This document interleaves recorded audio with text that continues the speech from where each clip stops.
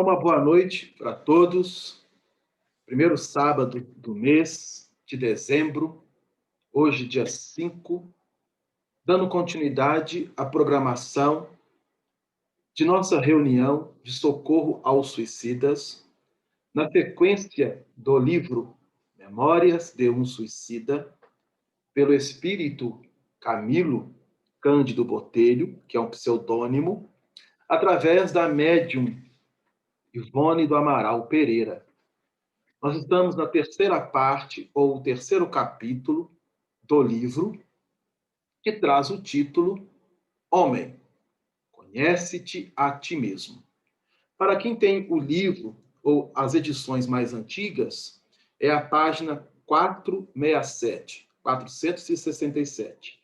Para quem tem as edições mais novas, é a página 434. E nós vamos dar sequência ao ensinamento proposto por Camilo, dentro daquilo que nós temos trabalhado, a partir do parágrafo alternados com as aulas de Evangelho. Ok? Então, nós vamos partir deste ponto. Porém, antes de iniciarmos, é sempre bom relembrarmos que este grupo, eles se agora encontram-se na cidade universitária, cidade esta onde estão tendo a oportunidade de estudarem, de buscarem o aprendizado que foi, eu estou colocando foi, porque o livro, essa narrativa, aconteceu há mais de 100 anos atrás. Então, foi muito importante para este grupo, que, segundo o próprio Camilo, aqui no livro, eram de 200 entidades.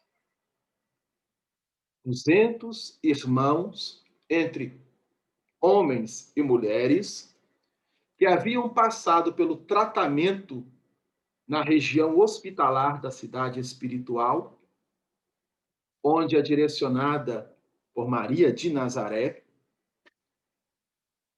E após este tratamento, eles tiveram uma assembleia com o diretor da região hospitalar, o irmão Teócrito, dando a eles duas situações, ao qual eles poderiam escolher. É interessante isso porque mostra o carinho que a espiritualidade tem para com cada coração. Até nestes casos, eles teriam a oportunidade de escolher, após o tratamento, se gostariam de retornar à esfera física dentro de uma reencarnação expiatória, pelo fato da última existência exterminarem o corpo físico, ou prosseguirem na busca de um aprendizado onde iriam fornecer a eles melhores elementos no campo psíquico, automaticamente no campo moral, reforçando a ideia de Deus e alimentando algo que eles não tiveram enquanto estavam encarnados, que é a fé.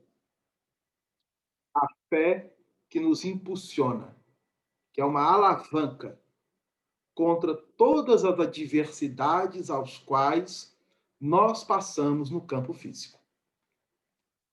Estar na cidade universitária, poderíamos dizer, era um privilégio, dentro destes termos. Ali foram apresentados para eles 3 professores, ou 3 mestres, que iriam versar sobre matérias, ajudando-os no progresso de si mesmos, para que pudessem, após esse estágio, reencarnarem com uma maior robustez moral e uma probabilidade maior de, quando estiverem encarnados, não entrarem em novas quedas. Principalmente naquele período da idade ao qual teriam que ter no corpo físico, e seria aproximar quando eles, na última existência, cometeram o autoextermínio. É bom nós entendermos isso. Porque quando um suicida ele tem uma nova oportunidade no corpo, passando pelos processos expiatórios, processos esses necessários ao reajustamento até perespiritual, mental, psíquico, não quer dizer que ele ainda não venha passar por determinadas provações. Então, muitos de nós, que com certeza já perambulamos por estes sítios do autoextermínio do corpo de forma direta, em determinados momentos da nossa existência, costuma bater um certo desânimo, uma certa angústia, uma certa frustração, até ao ponto de pensarmos em deixar a vida física. Isso é resquício justamente dessa situação que cometemos contra nós mesmos.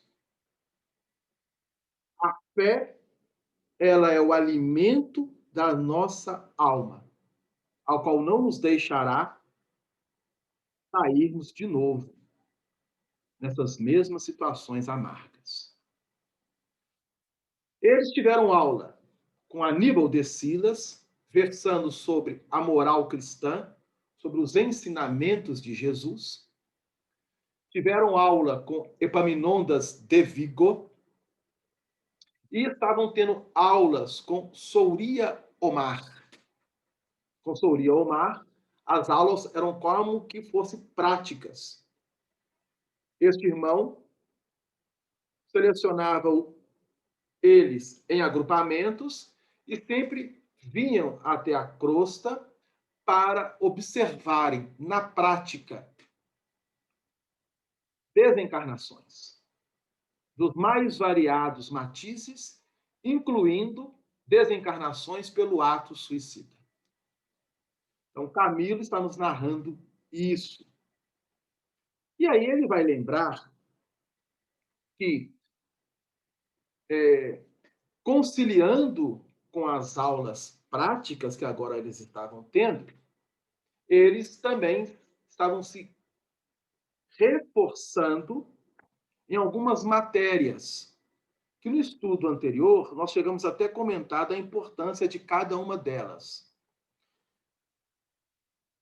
Olha a que eles enumeram: Gênese planetária ou cosmogonia da pré-história, a evolução do ser, a imortalidade da alma, a tríplice natureza humana, as faculdades da alma.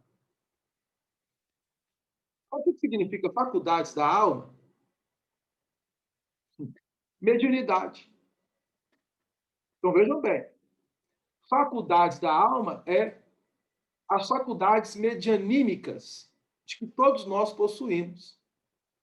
Lembrando que quando a alma está encarnada, o corpo físico, o aparelho físico, ele vai apresentar características destas faculdades. Mas as faculdades em si mesmas, mediúnicas, elas são inerentes à alma, ao espírito. A lei das vidas sucessivas em corpos carnais, isto é, a reencarnação. Medicina psíquica. Então, eles estavam tendo aula de medicina psíquica. O que vem a ser isso? Seria hoje como se estivesse tendo aula de neurociência.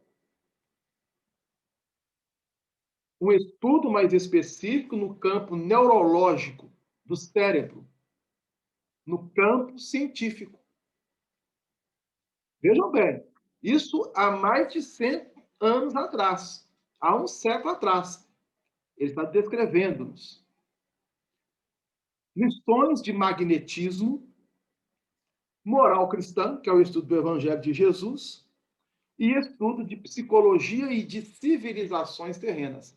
Eram as matérias que estavam sendo estudadas por eles, importantíssimas, tendo em vista que eles Delano, iriam. Sim, o que é a tríplice natureza humana? Desculpa aí a ignorância. a tríplice, a tríplice natureza humana é um estudo que é trabalhado apenas, veja bem, pela doutrina espírita. Então, eles estavam Sim. tendo aulas dentro do entendimento espírita, porque somente o espiritismo, dentro do livro dos espíritos, coloca para nós que o homem é possuidor de 3 elementos: o corpo físico, o espírito e o corpo perespiritual, que é o perespírito. A tríplice natureza humana. Está dentro do livro dos espíritos. Entendeu? Sim. Entendi. Obrigada, Delano. Vamos lá. Quando você abrir o livro dos espíritos, lá na questão, a partir da questão 93, 94, 95, 96, nós teremos lá justamente Kardec fazendo essa configuração da tríplice natureza humana, ou seja, o homem possui 3 elementos: corpo físico, espírito e o corpo perespiritual, que é o perespírito. Somente o espiritismo apresenta essa proposta. Eu já estava achando, olha, você vê o que eu estava achando. Eu estava achando que seria o estudo de Moisés, Jesus e o Espiritismo. Não. É natureza humana. Aí é outra. Aqui é tríplice natureza humana, ou seja, qual é o natural? Qual é a natureza do ser humano? Ser humano. Tá Muitos de nós, então lá estão entendendo parou, Delano. Corpos. O corpo perespiritual, que é o perespírito, e o corpo físico. E o corpo Tranquilo? físico. Tranquilo, Delano. Pode seguir. Obrigada. Na área. Pois bem. E psicologia, civilizações terrenas. Então, esses eram os estudos. Nós fizemos uma reflexão no estudo anterior que esse estudo ele estava sendo realizado ou proposto pelos espíritos na cidade espiritual Maria de Nazaré, a este grupo de suicidas, há 100 anos atrás. Há mais de 100 anos atrás. Este grupo reencarnou. Ou seja, essas 200 entidades, elas reencarnaram, muitas no próprio Brasil e outras em outras regiões, em outros países, que não necessariamente é o Brasil, ou até mesmo a América do Sul, tendo em vista as necessidades de cada espírito, de cada entidade ali presente. Quando chegam no corpo físico e vão buscar o avanço, progresso que hoje as civilizações nos apresentam, muitas dessas matérias elas não são trabalhadas. Se nós observarmos as matérias que temos hoje, inclusive essa, Eunice, a tríplice natureza humana, somente a doutrina espírita trabalha ela. As outras religiões não abrangem a questão do perespírito, tal como a doutrina espírita nos esclarece. Então vejam bem a importância desse entendimento. Era como se eles estivessem abrindo o campo psíquico para penetrar matérias específicas no fortalecimento de suas almas para darem continuidade ao seu processo evolutivo. Isso é muito importante frisar. Estudam muito alma, corpo e alma. É. Né? Eles entendem corpo e alma. Sim. As religiões, né? As religiões tradicionais, vamos pegar aqui dentro do catolicismo, ou até mesmo outras fora do catolicismo, o estudo que elas realizam é justamente isso, né? O alma e corpo, não entendendo o perispírito, o corpo perispiritual. Verdade. Então, vamos lá? Então, a partir de hoje, nós vamos dar continuidade à lição proposta por Camilo, em que ele vai dizer assim. Então, ele mostrou as matérias que estão trabalhando, alternadas ou alternados com as aulas de evangelho. Então, deixa eu ver. Mesmo tendo as aulas práticas e todas as outras matérias, não se deixava de estudar o evangelho de Jesus, que é justamente a moral cristã. Alternando com esses estudos de evangelho, tais estudos, todas essas matérias que nós aqui colocamos, que é a relação que ele nos apresenta, apresentavam correlação íntima com aquelas, o que nos impelia a melhor compreender e venerar a sublime personalidade de Jesus Nazareno, ao qual passamos a distinguir, tal como faziam nossos instrutores, como o chefe supremo da iniciação, pois, com efeito, em todos os compêndios que consultávamos, buscando elucidação na ciência, deparávamos lições, claros ensinamentos, atos e exemplos daquele grande mestre, como padrão máximo de sabedoria e verdade, modelos irresistíveis, bússolas que nos convidavam a seguir para atingirmos a finalidade sem os desvios oriundos do engodo e das falsas interpretações. Então, essa fala de Camilo põe-nos a refletir que tudo aquilo que era versado com os instrutores espirituais nas mais diversas matérias, todas elas tinham uma relação íntima com o ensinamento de Jesus, com o evangelho de Jesus.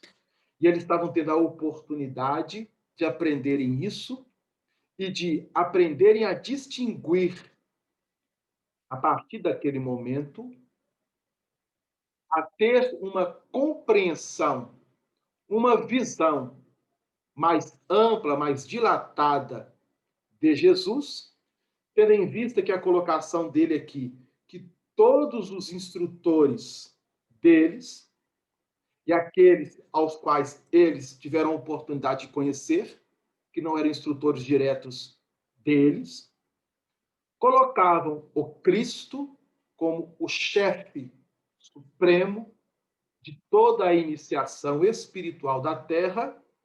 Por quê? Hoje, como espíritas, sabemos, conforme se encontra na questão 625 do Livro dos Espíritos, que Jesus é o guia e o modelo de toda a humanidade. Então, a doutrina espírita, ela nos apresenta, através do ensinamento dos espíritos superiores a Allan Kardec, que toda a referência que nós temos na Terra, ela é a referência de Jesus. E estavam aqui justamente reforçando essa ideia para com esses nossos irmãos. E aí ele continua. Como por mais de uma vez já esclarecemos nossos estudos. Então, veja bem, ele está colocando que, conforme ele já trouxe vários esclarecimentos a partir dessa proposta de estudos, esses estudos eram enriquecidos com a prática e a exemplificação. Então, eles participavam da teoria e tinham também as aulas práticas, e dentro dessas aulas, vendo de perto os exemplos, a fim de se consolidarem no campo íntimo de tudo aquilo ao qual não tiveram enquanto estavam encarnados. Esse pormenor, porém, que implicava até mesmo realizações que testemunharíamos futuramente, durante a nossa renovação imprescindível de um corpo carnal, é importante essa colocação de Camilo, porque ele está dizendo que essas aulas práticas, elas atingiam diretamente a eles, porque mostravam a eles, quando eles estivessem reencarnados, passando pelas expiações, pelas provações, muitos passariam por aquelas diversas experiências aos quais estava sendo dado a eles analisar com muito carinho. Então, ele está nos revelando que esse pormenor implicava em realizações que testemunharíamos futuramente durante a renovação imprescindível de um corpo carnal. Agora, vejam bem, nem sempre fornecia satisfações ao nosso coração. O que significa isso? É que diante daquilo que era dado a eles a observar no campo prático da experiência, algumas situações eles não conseguiam trabalhar no campo íntimo, no campo do sentimento. E por que isso? Consciência de culpa. É preciso lembrar que o suicida ele traz uma consciência de culpa muito grande. De culpa e de remorso. Diga-se de passagem. E aí, ele diz assim, ao contrário, frequentemente ocasionava grandes angústias, arrancando de nosso seio lágrimas pungentíssimas, ou seja, lágrimas bastante queriam realmente mexer com a estrutura íntima de cada um deles, trazendo até mesmo um campo de dor moral. Mas o que essa dor moral provocava? Vejam bem, arrancando de nosso seio lágrimas pungentíssimas e mesmo momentos tenebrosos de desesperos que nos abatiam, levando-nos a enfermar. Então, essa colocação de Camilo, ela é muito importante para o nosso entendimento. O que ele está dizendo? Eles não estavam estudando a tríplice natureza humana, que é corpo físico, corpo perispiritual e espírito. E dentro de um planeta de provas e expiações, as reações de uns para com o outro num dinamismo ao qual nós não temos uma ideia de mensurar, podemos até ter algumas informações, alguns conhecimentos, como já nos propõe a doutrina espírita, mas uma ideia mais clara, mais precisa, nós ainda não temos. Por que eu digo isso? A Mila está nos afirmando que aquelas experiências que eles estavam participando de forma direta mexiam tanto com eles e, ao mexer, desestruturava-os moralmente falando, psiquicamente falando, que o corpo perispiritual deles enfermavam. O que significa isso? Apresentava o corpo perispiritual algumas doenças, algumas enfermidades. É importantíssimo nós entender isso, porque quando há o desenlace do corpo físico, e se a pessoa traz qualquer tipo de doença no corpo físico, essa doença do corpo físico, ela está expurgando ou exteriorizando a doença que está na alma. E a alma, que é o espírito encarnado, e quando deixa o corpo, retorna, volta a ser espírito, o corpo perispiritual também vai apresentar enfermidades caso o espírito, no campo mais íntimo, não consiga trabalhar em si mesmo aquilo que lhe compete realizar. Então, corpo perispiritual, o perispírito, também é acometido de enfermidades, de doenças. Então, isso quer dizer que, se nós não conseguirmos nos libertarmos, desapegarmos daquilo ao qual realizamos no plano físico, nós levamos com a gente. E o corpo perispiritual precisará ser trabalhado. Então, vamos ter um exemplo? Claro. Livro Nosso Lar.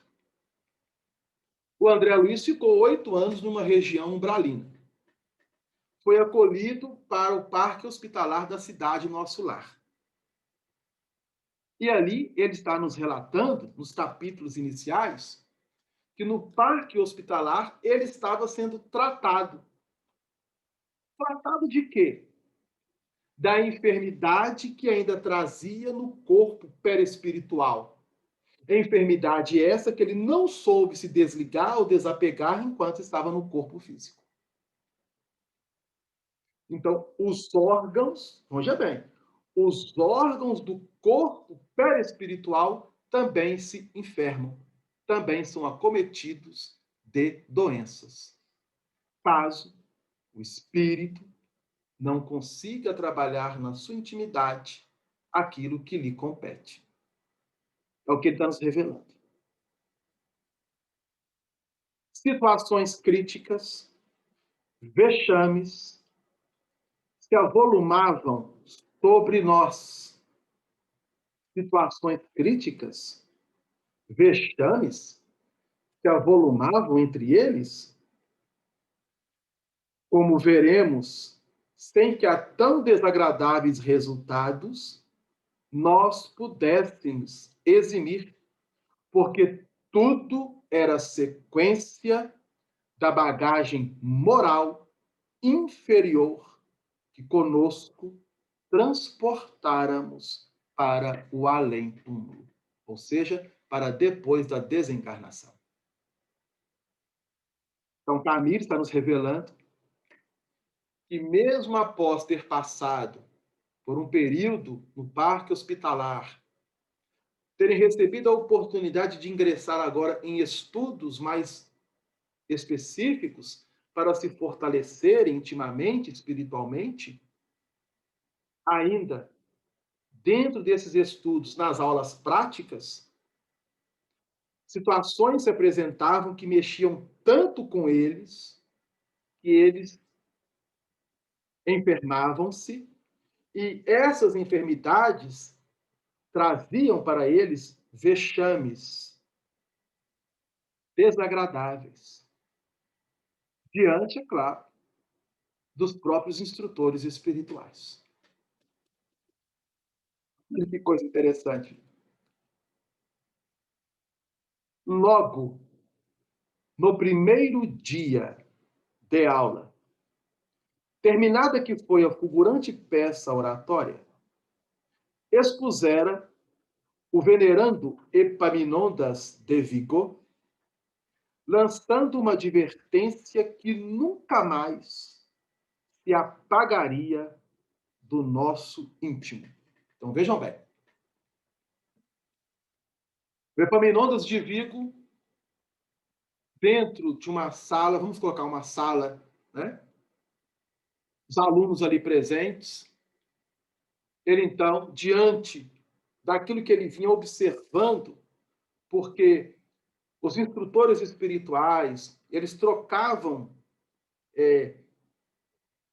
diálogos entre si, concernentes aos alunos, e através dessa troca de ideias, de diálogos, tendo a ficha de cada um deles, eles iam trabalhando, eles iam ministrando dentro das matérias aos quais eles apresentavam aos alunos aquilo que eles observavam como dificuldades e necessidades que eles teriam que trabalhar dentro de si mesmos.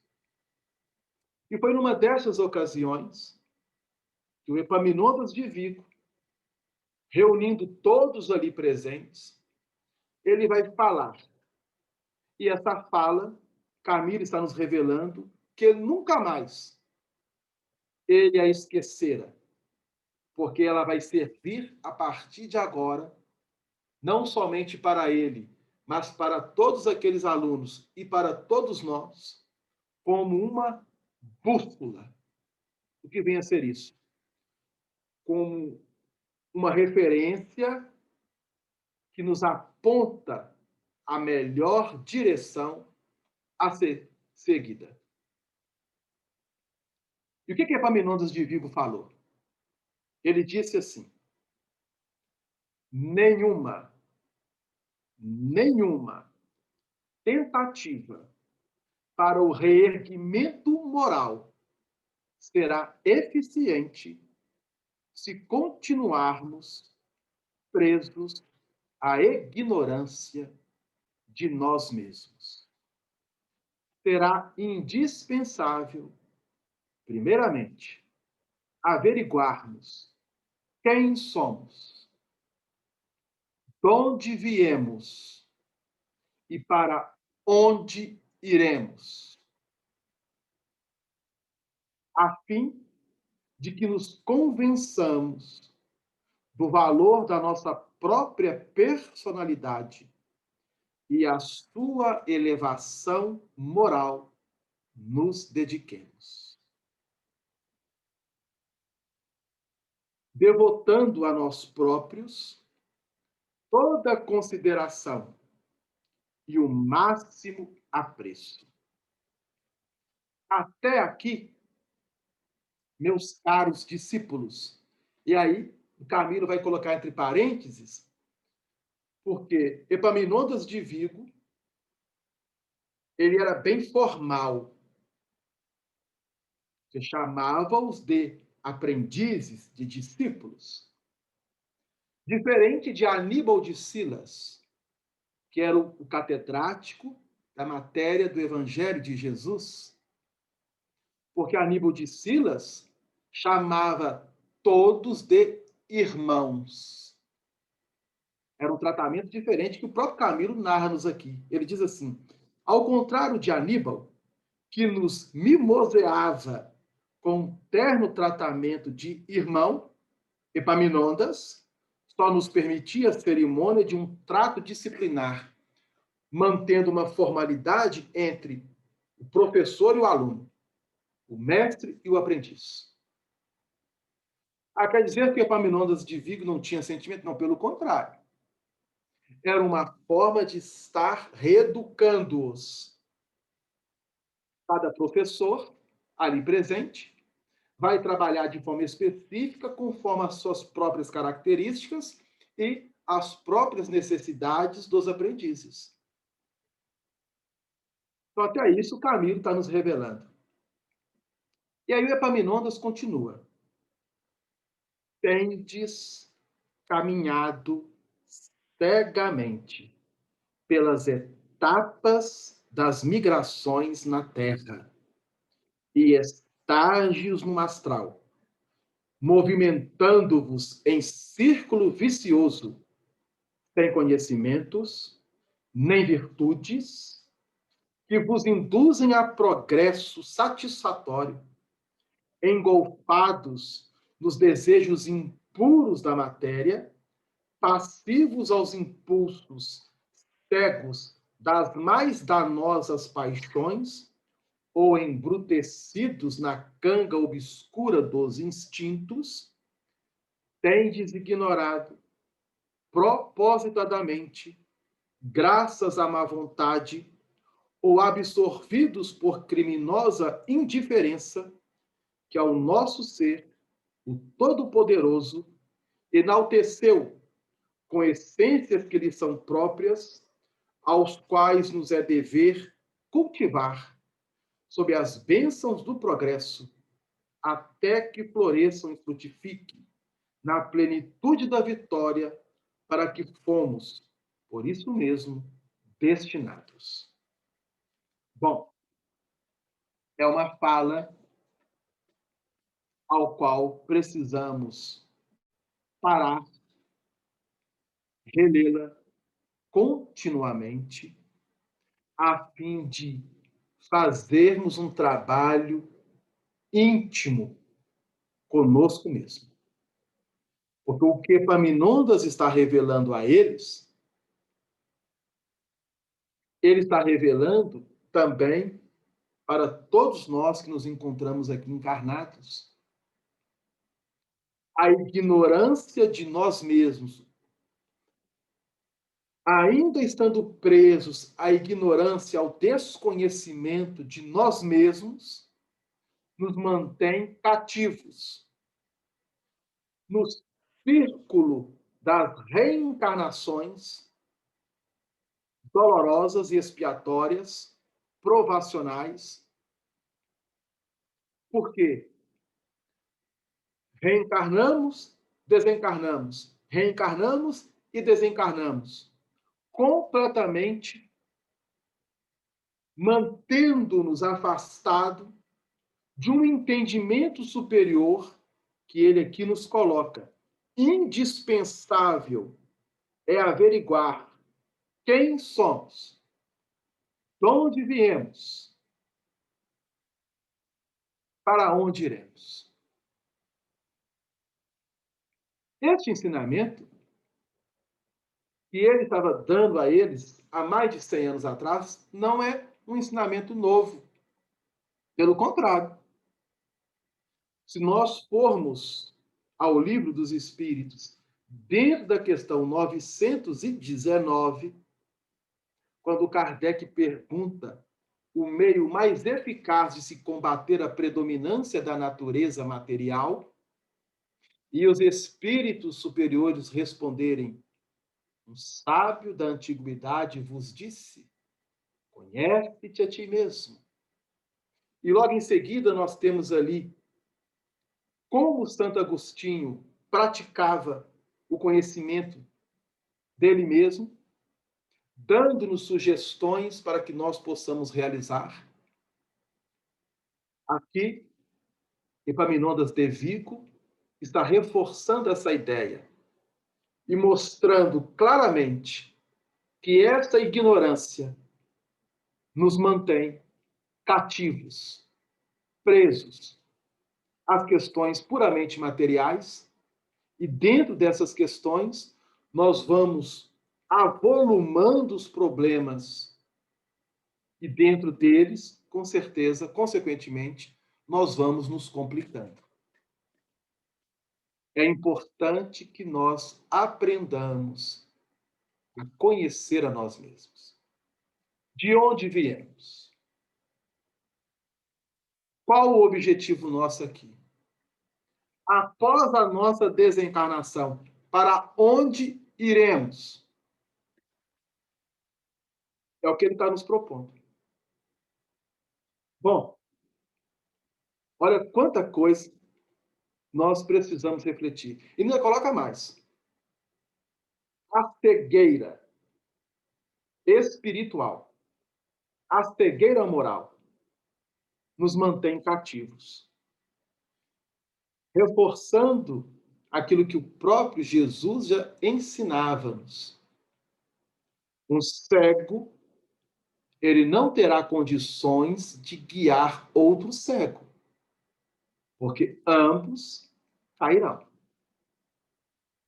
Então vejam bem, é preciso, a partir de agora, aprendermos a levantar o véu de nós mesmos e adentrarmos com muito carinho nessa proposta de conhecimento de nós mesmos, porque, caso contrário, mesmo após a nossa desencarnação, ficaremos presos ou cativos a ela, ou uma série de situações que fomos acumulando diante das reencarnações, das experiências pretéritas. Situações essas estamos tendo a oportunidade de equacionar muita coisa agora. É claro que não conseguiremos equacionar tudo, mas pelo menos uma boa parte nós já temos condições de equacionar alguns dos nossos problemas. Se nós podemos fazer isso, por que não? Então, o Epaminondas, ele está sendo firme, enérgico, mas preciso. Preciso diante daqueles aprendizes que ali se encontravam e que necessitavam realizar este trabalho.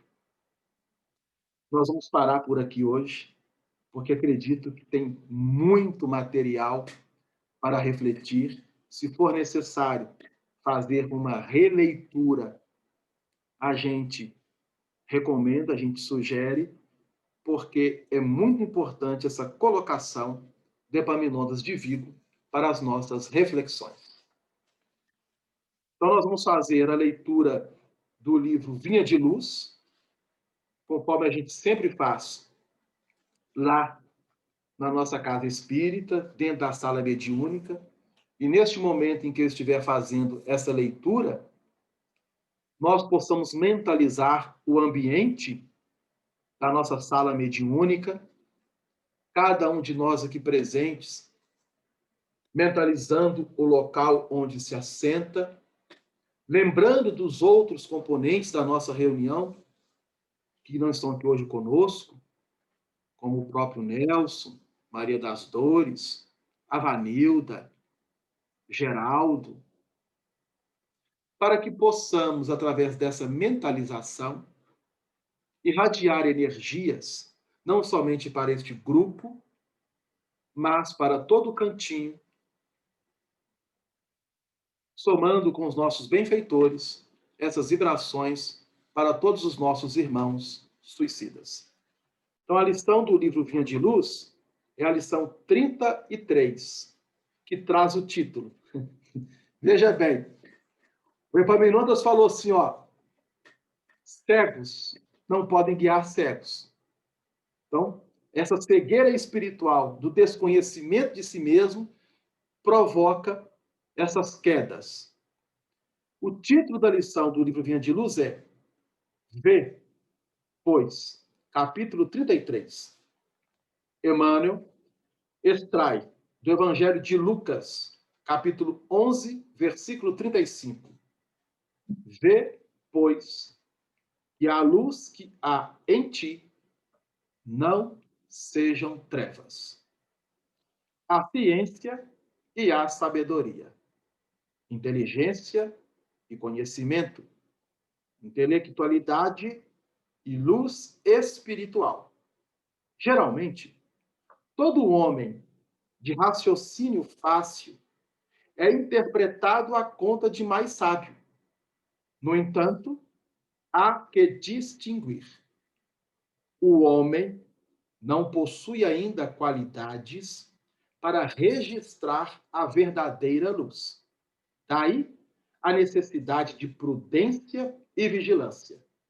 Em todos os lugares há industriosos e entendidos, conhecedores e psicólogos. Muitas vezes, porém, não passam de oportunistas, prontos para o golpe do interesse inferior. Quantos escrevem livros abomináveis, espalhando veneno nos corações? Quantos se aproveitam do rótulo da própria caridade, visando extrair vantagens à ambição? Não bastam o engenho e a habilidade. Não satisfaz a simples visão psicológica. É preciso luz divina. Há homens que, num instante, aprendem toda a extensão de um campo, conhecem-lhe a terra, identificam-lhe o valor. Há, todavia, poucos homens que se apercebem de tudo isso e se disponham a suar por ele, amando antes de explorá-lo, dando-lhe compreensão antes da exigência. Nem sempre a luz reside onde a opinião comum pretende observá-la. Sagacidade não chega a ser elevação, e o poder expressivo apenas é respeitável e sagrado quando se torna ação construtiva com a luz divina. Raciocina, pois, sobre a própria vida. Vê com clareza se a pretensa claridade que há em ti não é sombra de cegueira espiritual. Nós vamos fazer a nossa prece final, agradecendo a Jesus e aos nossos benfeitores e à nossa Mãe Santíssima por esta oportunidade. Amado Mestre Jesus, irmão de todos os momentos, rogando ao coração de Maria de Nazaré, que possa abençoar os nossos lares, a nossa família e todos aqueles corações vinculados ou afeiçoados aos nossos.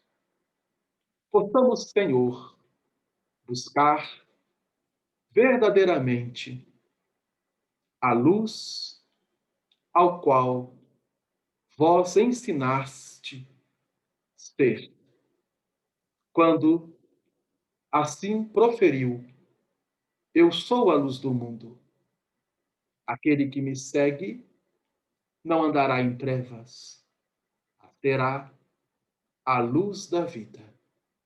Que nós possamos, Jesus, buscar essa luz maior que é ti mesmo, com amparo, com auxílio de nossa Mãe adorada, Maria de Nazaré, que tem nos acolhido com muito carinho dentro dessa proposta de buscarmos não somente o próprio esclarecimento, mas auxiliar no esclarecimento de corações que ainda estão fechados em si mesmos para esse entendimento, mas que a luz que projeta de ti e do coração de Maria possa acolher a todos os nossos irmãos suicidas.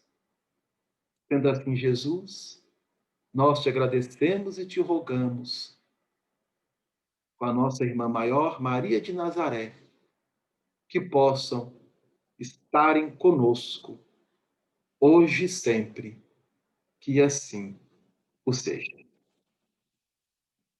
Então, uma boa noite para todos, que Jesus possa nos abençoar.